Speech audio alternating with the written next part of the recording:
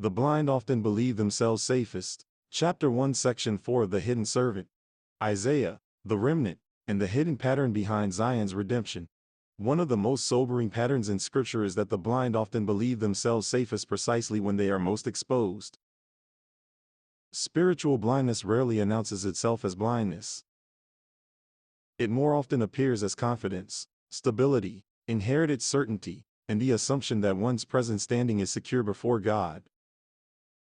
This is what makes it so dangerous. If a person knew he were blind, he might begin to seek sight. But when blindness disguises itself as security, it becomes far harder to interrupt. That is why Isaiah describes a people who are spiritually insensible and yet continue in the forms of religion as if nothing were fundamentally wrong. The problem is not only that they do not see. The problem is that they think they do. Jesus brought this issue into the open with devastating force in his confrontation with the Pharisees. After healing the blind man in John 9, he declared, "For judgment I am come into this world, that they which see not might see, and that they which see might be made blind." John 9:39. The Pharisees then asked, "Are we blind also?" John 9:40. His answer was the heart of the matter. "If ye were blind, ye should have no sin, but now ye say, We see, therefore your sin remaineth." John 9:41. Their deepest problem was not simply lack of sight. It was the claim to sight.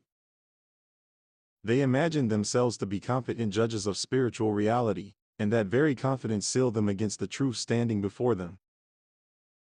Their blindness remained because they insisted on treating themselves as those who already saw. This is why the hidden servant is so difficult for covenant people to receive. His appearance does not simply test whether people know Scripture. It tests whether they are humble enough to allow the possibility that their present religious condition is less secure than they think. A self-assured people imagines that if a true servant came, they would recognize him immediately. Scripture repeatedly denies that assumption. The people most certain that they could never miss God are often the very ones who do miss Him, because they have already decided that their present categories are sufficient. They do not expect to be judged by a living word. They expect the living word to confirm them. Nephi's warning about carnal security cuts directly into this problem because it describes not open rebellion, but a low condition in which people are pacified into thinking their present standing is safe. Others will He pacify and lull them away into carnal security. 2 Nephi 28:21. The word lull is important. It implies sedation, quieting, and the removal of urgency. A lull people is not alert. It does not watch. It does not examine itself deeply. It rests in the assumption that danger belongs elsewhere. And once a covenant people enters that state, it becomes highly vulnerable to missing the very warning that could have saved it.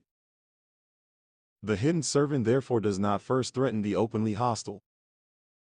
He threatens the comfortable. False safety is especially destructive because it makes real warning sound like attack.